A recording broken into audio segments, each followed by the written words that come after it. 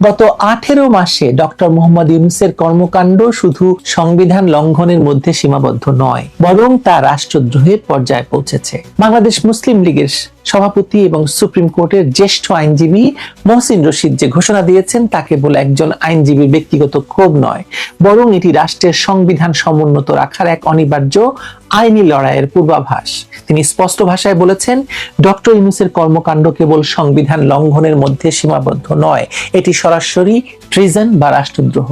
আর বাংলাদেশে প্রচলিত আইনে রাষ্ট্রদ্রোহের সর্বোচ্চ শাস্তি মৃত্যুদণ্ড। রাষ্ট্রপতি মোহাম্মদ শাহাবুদ্দিনের সাম্প্রতিক সাক্ষাৎকারটি বাংলাদেশের রাজনীতির অন্দরমহলের এক ভয়াবহ চিত্র সামনে এনেছে। গত 18 মাস ধরে বঙ্গভবনের 4 দেয়ালের মাঝে তাকে কিভাবে কার্যত বন্দী করে রাখা হয়েছিল তার বর্ণনা যে কোনো বিবেকবান মানুষকে শিউরে উঠতে বাধ্য করবে। একটি স্বাধীন দেশের রাষ্ট্রপতিকে তার সাংবিধানিক দায়িত্ব পালন করতে না দেওয়া, তাকে অন্ধকারে রাখা এবং তার উপর মানসিক নিপীড়ন চালানো, হত্যার হুমকি, এগুলো কোনো বিচ্ছিন্ন ঘটনা নয়। আইনজীবী মহসিন রশিদ যথার্থই বলেছেন, প্রধানমন্ত্রীর পদ শূন্য হওয়ার পর রাষ্ট্রপতি ছিলেন একমাত্র সাংবিধানিক পদে অধিষ্ঠিত ব্যক্তি। সেই রাষ্ট্রপতির সঙ্গে যোগাযোগ বিচ্ছিন্ন করা, নীতিগত সিদ্ধান্তে তাকে পাশ কাটিয়ে যাওয়া এবং তার অনুমতি ছাড়াই একের পর এক অধ্যাদেশ জারি করা ছিল সংবিধানের সুস্পষ্ট লঙ্ঘন। সংবিধানের 48 অনুচ্ছেদ অনুযায়ী রাষ্ট্রপতি রাষ্ট্রের প্রধান, কিন্তু ইউনূস সরকার তাকে একটি পুতুলে পরিণত করার চেষ্টা করেছে। প্রেস উইং প্রত্যাহার করে নেওয়া, ফটোগ্রাফারদের সরিয়ে দেওয়া এবং সরকারি ক্রয়পত্রে রাষ্ট্রপতির বাণী এবং ছবি নিষিদ্ধ করার মতো কুৎসিত ঘটনাগুলো প্রমাণ করে যে তারা সুপরিকল্পিতভাবে রাষ্ট্রপতির অস্তিত্বকে মুছে ফেলতে চেয়েছিল।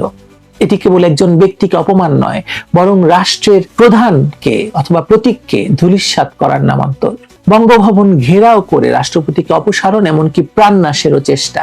2024 সালের 22 অক্টোবরের সেই বিভীষিকাময় রাতে মব তৈরি করে বঙ্গভবনে হামলা চালানোর যে নাটক সাজানো হয়েছিল তা রাষ্ট্রদ্রোহের এক জীবন্ত দলিল। রাষ্ট্রপতি খুব চমৎকার বর্ণনা দিয়েছেন, এই পুরো প্রক্রিয়ার নেপথ্যে ছিল ইউনূস সরকারের প্রত্যক্ষ পরোক্ষ মদত, ইউনূসের প্রেস উইং এর কাজ এবং ইউনূসের যারা উপদেষ্টা ছিল তাদের সকলের মধ্যে অংশ নিয়েছিল।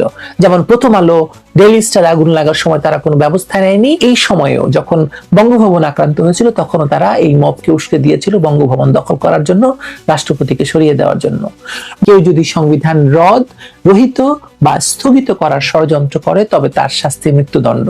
ইউনূস সরকার একজন সাবেক প্রধান বিচারপতিকে অসাংবিধানিক উপায়ে রাষ্ট্রপতির পদে বসানোর যে প্রস্তাব দিয়েছিল তা এই ষড়যন্ত্রেরই অংশ।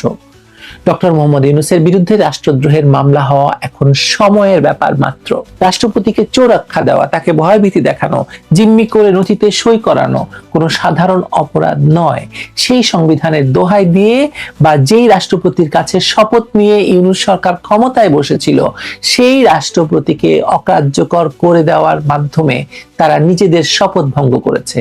শপথ ভঙ্গের এই দায় এবং সংবিধান লঙ্ঘনের অপরাধ তাকে কাঠগড়ায় দাঁড় করাবে আজ কিংবা কাল। রাষ্ট্রদ্রোহ এমন একটি অপরাধ যা কখনো তামাদি হয় না। ইউনূসের অপরাধের ফিরিস্তি কেবল সাংবিধানিক লঙ্ঘনে সীমাবদ্ধ নয়, বিদেশি শক্তির ক্রীড়নক হিসাবে তিনি বাংলাদেশের স্বার্থ বিরোধী যেসব পদক্ষেপ নিয়েছেন, চুক্তি করেছেন, তাও তদন্তের দাবি রাখে।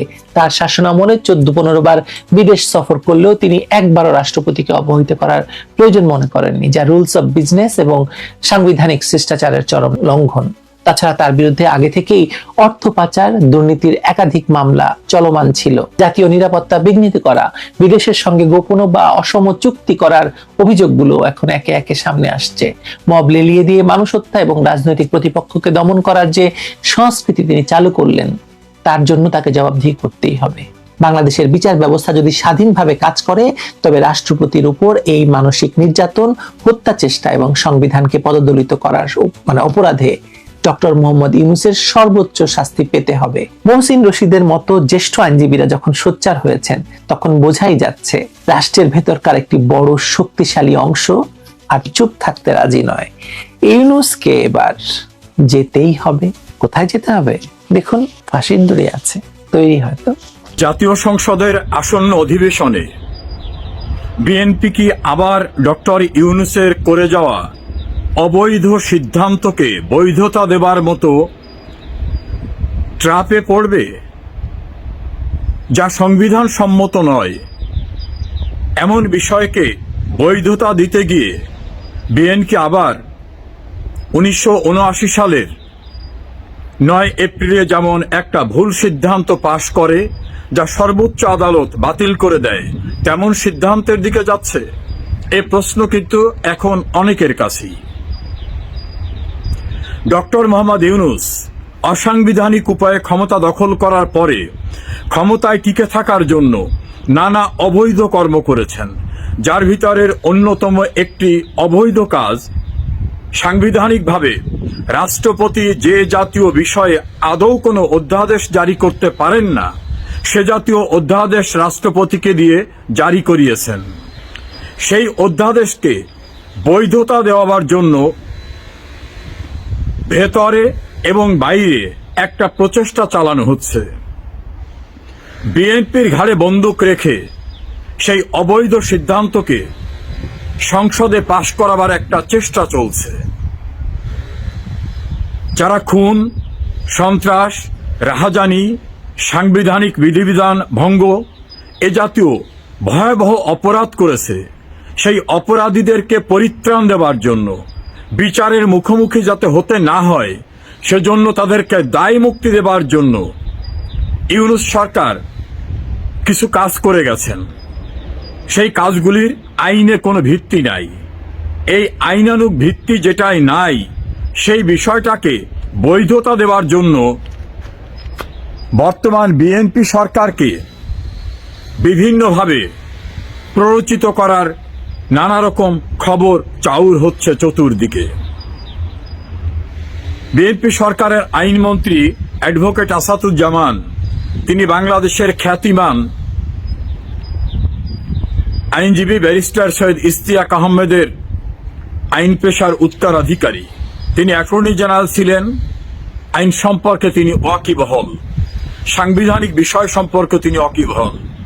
নিশ্চয় তিনি খতিয়ে দেখবেন 1975 সনে অবৈধভাবে সরকার উচ্ছেদ করা, বঙ্গবন্ধুকে হত্যা করা সহ বিভিন্ন ঘটনায় যারা জড়িত ছিল তাদেরকে বৈধতা দেওয়ার জন্য জারিকৃত অর্ডিন্যান্সকে 1979 সালের 9 এপ্রিল পার্লামেন্টে পাশ করা হয়েছিল।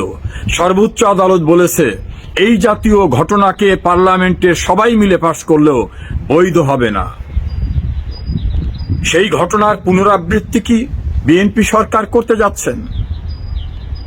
অবশ্যই মনে রাখতে হবে সংবিধানের 93 অনুচ্ছেদে কতটুকু বিষয়ে অর্ডিন্যান্স জারি করার এখতিয়ার রাষ্ট্রপতিকে দেওয়া হয়েছে।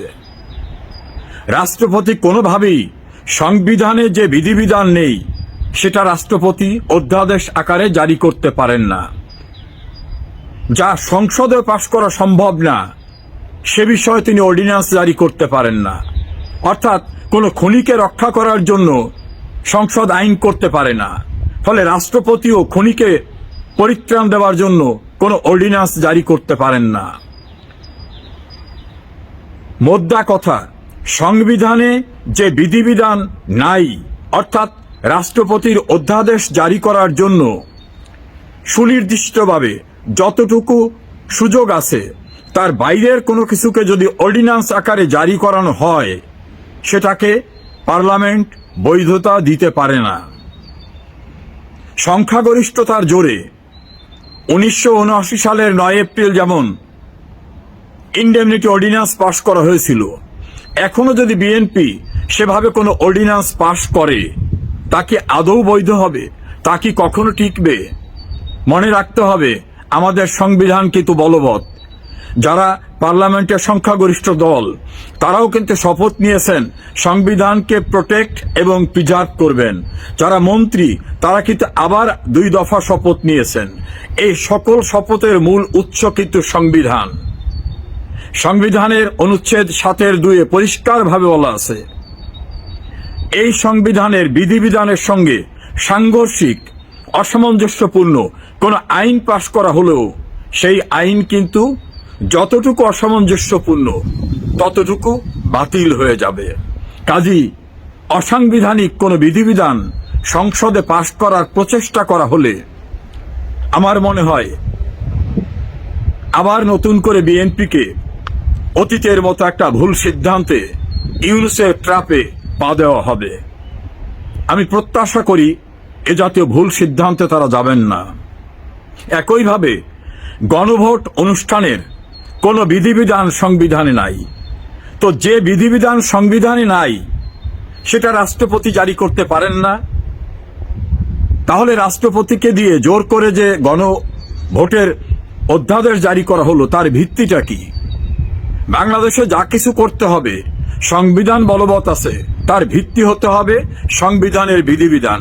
যেহেতু সংবিধানে গণভোটের কোনো বিধান নাই, কোনো নিয়ম নাই, ফলে গণভোট অনুষ্ঠানের জন্য কিসের ভিত্তিতে রাষ্ট্রপতি অধ্যাদেশ জারি করলেন সেটাও ছিল অবৈধ। এ জাতীয় অবৈধ যা যা তাকে দিয়ে করানো হয়েছে এর কোনোটাই পার্লামেন্টে পাশ করাবার সুযোগ নেই। যদি করানো হয় যতটুকু সংবিধানের সঙ্গে অসামঞ্জস্যপূর্ণ, অবৈধ, ততটুকু বাতিল বলে গণ্য হবে। বাতিল করা লাগবে না, বাতিল বলে গণ্য হবে। এবং সামগ্রিকভাবে এই সকল প্রচেষ্টাটা এমনও তো হতে পারে সংবিধান ভঙ্গের গুরুতর অপরাধ হতে পারে। এর সঙ্গে প্রত্যক্ষ পরোক্ষভাবে যারা জড়িত থাকবেন সকলকেই টুডে অর টুমরো এর দায় বহন করতে হবে।